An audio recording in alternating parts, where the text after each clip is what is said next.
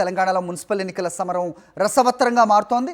రాష్ట్ర వ్యాప్తంగా 7 కార్పొరేషన్లు 116 మున్సిపాలిటీలకు ఎన్నికలు జరగనున్నాయి. ఈ రోజుతో సాయంత్రం 5 గంటలతో నామినేషన్ల ప్రక్రియ పూర్తి కానుంది. ఫస్ట్ డే తొలి రోజు నామమాత్రంగా నామినేషన్లు దాఖలైనా రెండవ రోజు భారీగా అభ్యర్థులు తరలివచ్చారు. ఇప్పటివరకు రాష్ట్ర వ్యాప్తంగా 9,276 నామినేషన్స్ దాఖలయ్యాయి. 7,980 మంది అభ్యర్థులు బరిలో ఉన్నారు. ఆఖరి రోజు కావడంతో భారీ సంఖ్యలో నామినేషన్లు దాఖలయ్యే అవకాశం కనిపిస్తోంది.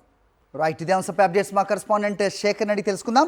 శేఖర్, చెప్పండి, ఎక్కడున్నారు మీరు? సో ఇవాళ నామినేషన్ల ఆఖరి తేదీ. So first and second day నామమాత్రంగా దాఖలైన నామినేషన్లు ఈ రోజు ఎక్కువ సంఖ్యలో ఉండే అవకాశం ఉన్నట్టుగా కూడా చూస్తున్నాం. ఏంటి మీదకి ఇన్పుట్స్? సార్, ఈ రోజుతో మున్సిపల్ ఎన్నికలకు సంబంధించి నామినేషన్లకు చివరి రోజు సాయంత్రం 5 గంటల వరకు నామినేషన్లు వేయడానికి అవకాశం ఉంటుంది.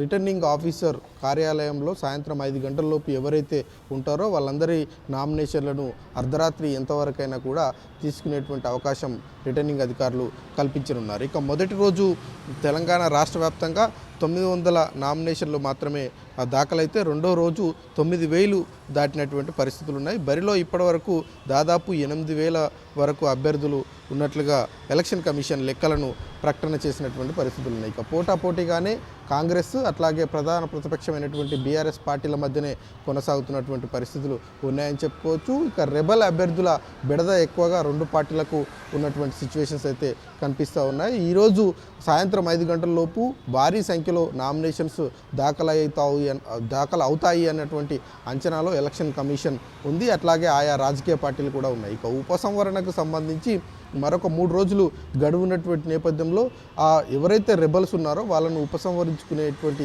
చర్యల్లో రెండు పార్టీలకు సంబంధించినటువంటి నాయకులు పడ్డారని చెప్పుకోవచ్చు.